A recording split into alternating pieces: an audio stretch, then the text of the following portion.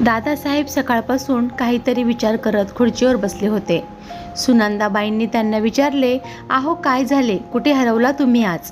सकाळपासून बघते मी तुम्हाला, तुम्ही तुमच्या तंद्रीत आहात." तेव्हा दादासाहेब म्हणाले, "काही नाही हो, या बसा.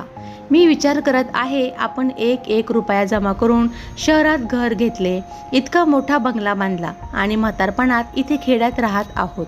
आता आपले वय झाले आहेत. आपले केव्हापर्यंत असे एकटे राहायचे? अहो, आपला मुलगा श्रीधर शहरात राहतो. खूप आठवण येते त्याची व नातवाचीही. रोहित आता 2 वर्षाचा झाला आहे. मी विचार करत आहे, का नाही आपण आपल्या मुलाजवळ जाऊन राहायचे? आता ही शेतीवाडी ते काम नाही होत हो. तुमचं काय विचार आहे?" यावर सुनंदाबाई म्हणाल्या, "अहो, मला पण खूप आठवण येते श्रीधरची आणि रोहितची. आता माझाही जीव लागत नाही इथे. मी सुद्धा विचार करते, कधी कधी चाललो जायचे आपण श्रीधरकडे, परंतु इथे शेती आहे. आपल्याला आपण गेलो तर शेती कोण करणार?" दादासाहेब म्हणतात, "अहो, यात इतका विचार करायचा, शेती देऊन टाकू बटाईनं. आणि राहिलीच गोष्ट हिशोबाची, तर मारत जाऊ चक्कर 4-6 महिन्याला. तर मग करूया जाण्याची तयारी. 7-8 दिवसात मी शेतीची सर्व कामे आटपून घेतो. सगळं व्यवस्थितरित्या करून निघू मग आपण." सुनंदाबाई म्हणाल्या, "ठीक आहे. तुम्हाला जसे उचित वाटेल तसे तुम्ही करा." बघता बघता दादासाहेबांनी सर्व काम उरकून घेतले आणि निघण्याचा दिवसही आला. दादासाहेबांनी श्रीधरला फोन केला नव्हता. त्यांनी आपल्या मुलाला व सुनेला सरप्राईज द्यायचे होते. सुनंदाबाई आटपून तयार झाल्या व 2-3 पिशव्या घेऊन बाहेर आल्या. काही पिशव्यांमध्ये त्यांचे कपडे होते, तर काही पिशव्यांमध्ये आपल्या मुलासाठी, नातवासाठी व सुनेसाठी खायला घेतलेले पदार्थ, नातवासाठी खेळणी. ड्रायव्हरने सर्व सामान गाडीत नेऊन ठेवले. दादासाहेबांनी घराला कुलूप लावलं व शेजारच्या मोरे काकाला सांगून आले, "घराकडे लक्ष असू द्या. बागेतल्या फुलं झाडांना पाणी घालत जा" म्हणून. आणि दोघेही गाडीत बसले. गाडी शहराच्या दिशेने धावू लागली. सुनंदाबाई व दादासाहेबांना असे झाले होते की कधी ते आपल्या परिवाराला बघतात आणि कधी नाही. पाहता पाहता गाडी मुलाच्या दरवाजासमोर येऊन उभी राहिली. दादासाहेब व सुनंदाबाई गाडीतून खाली उतरतात व दादासाहेब यांनी घराची बेल वाजवली. श्रीधरने येऊन दार उघडले. समोर आईवडिलांना बघून तो खूपच खुश झाला. म्हणाला, "आई बाबा, तुम्ही मला एक फोन तर केला असता." बाबा म्हणाले, "बेटा, तुला सरप्राईज द्यायचे होते म्हणून नाही केला फोन." श्रीधर म्हणाला, "चला आई बाबा, सोफ्यावर बसा. मी आरतीला बोलावून आणतो." श्रीधर रूममध्ये गेला. आरतीला उठवले. 9 वाजले होते. तरीही आरती अजून झोपून होती. ती रोज 10-10:30 वाजता उठायची. घरात एकटीच राहायची म्हणून तिच्या मनाप्रमाणे राहत होती. श्रीधर म्हणाला, "आरती उठ, आई बाबा आले आहेत." आईबाबांच्या नावाने आरती गडबडून उठली. तिने शॉर्ट घातलेले होते. ती पळतच बाथरूममध्ये गेली आणि नीटनेटकी साडी घालून आली आणि हॉलमध्ये येऊन आईबाबांचा आशीर्वाद घेतला व जाऊन त्यांच्यासाठी चहा घेऊन आली. सर्वांनी सोबत मिळून चहा घेतला. दादासाहेब म्हणाले, "सुनबाई, रोहित कुठे आहे?" तर आरती म्हणाली, "बाबा झोपलेला आहे अजून." असे म्हणून आरती स्वयंपाक बनवण्यासाठी किचनमध्ये निघून गेली. श्रीधर म्हणाला, "आई बाबा, तुम्हाला इथे बघून मला किती आनंद झाला, मी सांगू शकत नाही."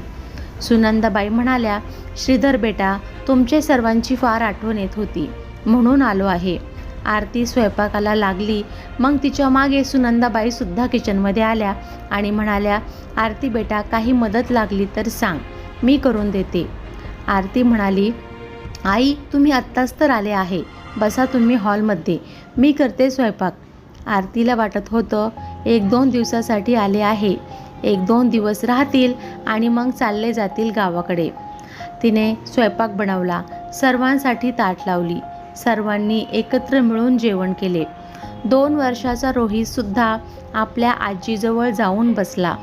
सर्वांचे जेवण झाल्यावर आरतीने सर्व भांडी जमा केली. किचनमध्ये जाऊन भांडी घासू लागली. तोपर्यंत आईने घर झाडून घेतले. आई बाबा आल्यामुळे आज आरतीला सकाळपासून खूप काम जात होतं. रोज तिला तिच्या मनाप्रमाणे राहण्याची सवय होती, म्हणून सासू सासऱ्यांसमोर तिला फार अवघड जात होते. 1-2 दिवसात आई बाबा चालले जाईल असा आरतीचा भ्रम होता. परंतु 8 दिवस झाले तरी आई बाबा काही जाण्याचे नाव घेना. आरतीला सकाळी 10-11 वाजता उठायची सवय होती. ती कधी कधी स्वयंपाक बनवायची तर कधी हॉटेलमधून जेवण ऑर्डर करायची. श्रीधर तर कधी कधी कॅन्टीनमध्ये जेवण घ्यायचा. परंतु आई बाबा आल्यामुळे आरतीला रोज सकाळी लवकर उठावे लागत होते. रोज त्यांच्या आवडीनिवडीचा स्वयंपाक करावा लागत होता. तिला सासू सासऱ्यांचा फार कंटाळा येत होता. 15 दिवस होत आले तरी सासू सासरे काही जाण्याचे नाव घेत नव्हते. म्हणून आरती श्रीधर घरी आल्यावर त्याला म्हणाली, श्रीधर, तुमचे आई बाबा अजून किती दिवस राहणार आहे? इथे 15 दिवस झाले आहेत, ते काही जायचे नाव घेत नाहीये. श्रीधर म्हणाला, काय बोलते आहेस तू? आई वडील आहेत ते माझे, त्यांचं घर आहे हे. त्यांचे मन करेल तोपर्यंत राहतील ते इथे. तू कोण आहे त्यांना इथून जा म्हणणारी? दोघांमध्ये भांडण सुरू झाले. आरती म्हणाली, श्रीधर, हे बघा, आता मी त्यांच्यासोबत नाही राहू शकत. या घरात मी नेहमी एकटीच राहत आली आहे आणि पुढे सुद्धा एकटीच राहणार. माझे जगणे कठीण झाले आहे. सकाळी लवकर उठा, त्यांना चहा बनवून द्या, चहा झाला की स्वयंपाकाला लागा, परंतु दुपारी चहा लगेच, संध्याकाळच्या स्वयंपाकाला लागा. हे माझ्याकडून नाही होणार रे बाबा. तुम्ही त्यांना उद्याच सांगा गावाकडे जा म्हणून, नाहीतर मी माझ्या माहेरी चालले जाईल आणि तुमच्यावर केससुद्धा टाकेल. श्रीधरला तर विश्वास बसत नव्हता आरती असे काही बोलेल म्हणून. तो म्हणाला, आरती, तू अशी का बरं करत आहेस? माझे आईवडील आहे, ते आपल्याजवळ नाही राहणार तर कुठे राहतील? मग दुसरा मुलगा पण नाही त्यांना. आरती म्हणाली, ते सर्व मला माहीत नाही. आत्तापर्यंत काय ते आपल्यासोबतच राहत होते का? एकटेच तर राहत होते ना, मग पुढे पण राहतील. एकटे असे म्हणत आरती पाय पटकत पलंगावर जाऊन एकीकडे तोंड करून झोपली. श्रीधरला मात्र खूप टेन्शन येत होतं. काही केल्या त्याला काही झोप लागत नव्हती. आईबाबांना कसे सांगावे गावाकडे जा म्हणून, या विचाराने त्याचे डोकं सुन्न झाले होते. त्याला रात्रभर झोप लागली नव्हती. सकाळी तो उठला आणि दादासाहेबांजवळ येऊन बसला. दादासाहेबांनी बघितले, त्याचे डोळे लाल झाले होते. त्यांनी विचारले, काय झाले श्रीधर? तुझे डोळे इतके लाल का बरं झाले? झोप नाही लागली का? रात्री काही नाही दादा, कामाच्या प्रेशरमुळे झाले असतील. चला, मला ऑफिसला उशीर होत आहे, निघतो मी, असे म्हणत श्रीधर ऑफिसला निघून गेला. संध्याकाळी जेव्हा तो कामावरून आला तर सगळं आपल्या रूममध्ये निघून गेला. पाठोपाठ आरतीसुद्धा रूममध्ये गेली आणि रोहित आजीजवळ खेळत होता. तो अचानक रडायला लागला म्हणून दादासाहेब म्हणाले, आण त्याला, मी सुनबाईकडे सोडून येतो. ते रोहितला घेऊन सुनबाईच्या रूममध्ये जाताना त्यांना दोघांच्या भांडणाचा आवाज आला. आरती जोरजोरात श्रीधरला म्हणत होती, मी सांगितले होते ना तुम्हाला आजच बोला म्हणून, तुमच्या आईवडिलांना गावी परत जायला, परंतु तुम्ही म्हटले का बरं नाही? त्यांना बघा, उद्याचा दिवस देते मी तुम्हाला. उद्या तुमची आईवडील गावाकडे जातील, नाहीतर परवा मी माझ्या माहेरी, आणि मग तिथे गेल्यावर देईल तुमच्या नावावर केस ठोकून. श्रीधर बोलत होता, अगं तू असं कसं करू शकते? आरती म्हणत होती, मला ते काहीच माहीत नाही. मी जेवढे म्हटले तेवढे करा, नाहीतर मग केस लढायला तयार राहा. हे ऐकून दादासाहेबांचे हातपाय गार पडले. काय बोलावे किंवा काय करावे हे त्यांना सुचतच नव्हते. त्यांनी रोहितला दरवाजाजवळ सोडले व आपल्या रूममध्ये निघून गेले. सुनबाई आपल्याला गावी जायला सांगत आहे, आपण काय करावे हे त्यांना समजत नव्हते. सुनंदाबाई म्हणाल्या, आहो काय झाले आहे इतके का बरं दुःखी दिसत आहात तुम्ही? दादासाहेबांनी घडलेला प्रकार सुनंदाबाईंना सांगितला. सुनंदाबाई म्हणाल्या, मी सुनबाईला प्रत्येक कामात मदत करते, तरीही तिला आपला त्रास होतोय. काय करायचे मग? चालायचे का गावाकडे परत? दादासाहेब म्हणाले, भाग्यवान, आपले म्हातारपणात एकट्या घालवायचे नाही. आपण जर आज इथून गेलो तर हे परत आपल्याला येऊन सुद्धा बघणार नाही, आणि हे घर माझ्या स्वतःच्या कमाईने घेतलेले आहे. आपण असे सोडून नाही जाणार. मी या समस्येवर नक्कीच काहीतरी उपाय काढतो. जेणेकरून आपल्यालाही गावाकडे जावे लागणार नाही आणि सुनबाईसुद्धा आपल्या माहेरी जाणार नाही. दुसऱ्या दिवशी दादासाहेब सकाळीच कुठेतरी गेले आणि 2 माणसांना सोबत घेऊन घरी आले व त्या माणसांना सर्व घर दाखवून दिले. आरती हे सर्व बघत होती.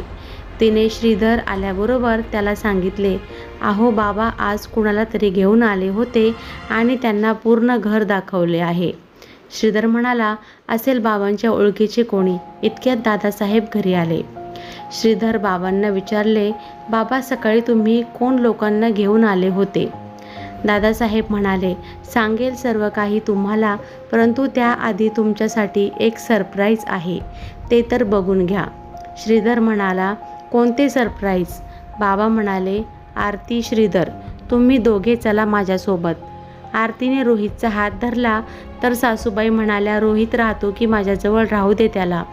आरतीने त्याला सासूबाईजवळ सोडले व ते दोघे बाबांच्या मागे निघाले. बाबांनी त्यांना गाडीत बसवले व ड्रायव्हरला म्हणाले, ड्रायव्हर आपण सकाळी जिथे गेलो होतो तिथे चला.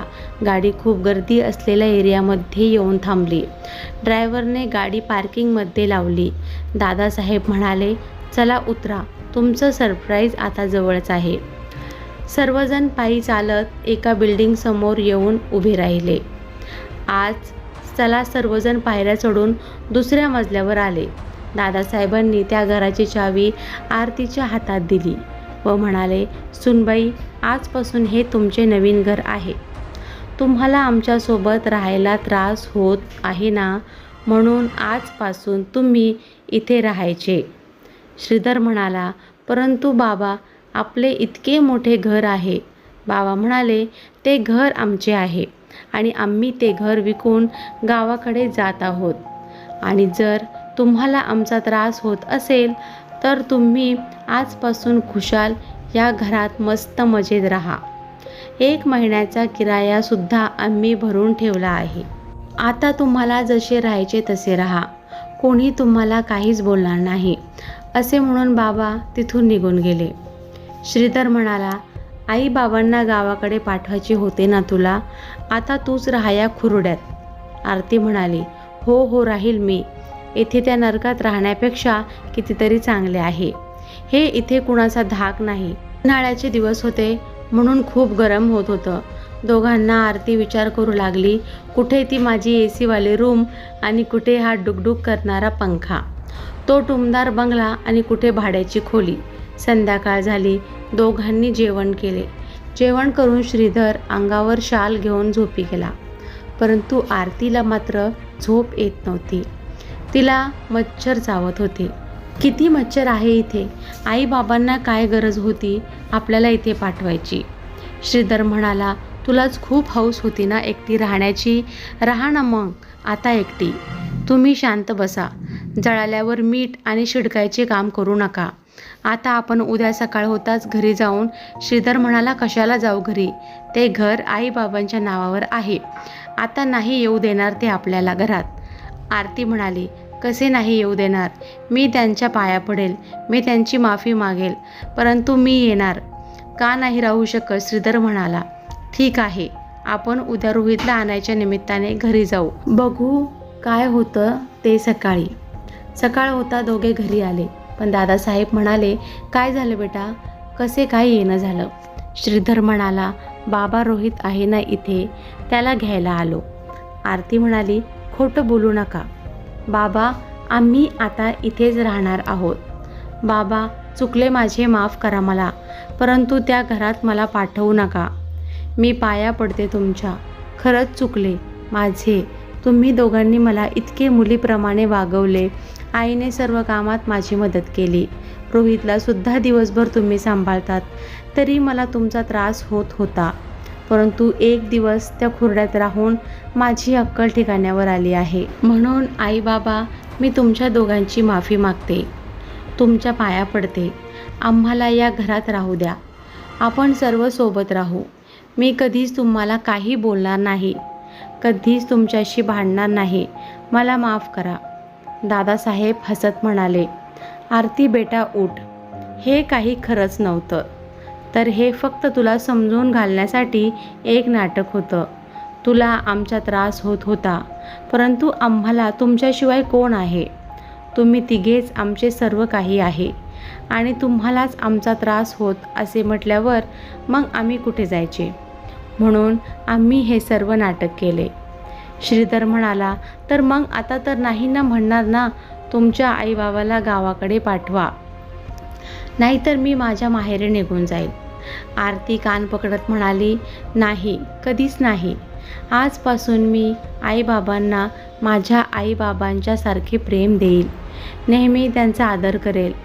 अशा प्रकारे आबासाहेब व सुनंदाबाईंनी आपल्या मुलासोबत राहण्याचे स्वप्न पूर्ण केले. तर मित्रांनो, तुम्हाला माझी ही स्टोरी कशी वाटली मला कमेंट करून नक्की सांगा आणि आवडली असेल तर लाईक करायला विसरू नका आणि चॅनलला सबस्क्राईब करा. धन्यवाद.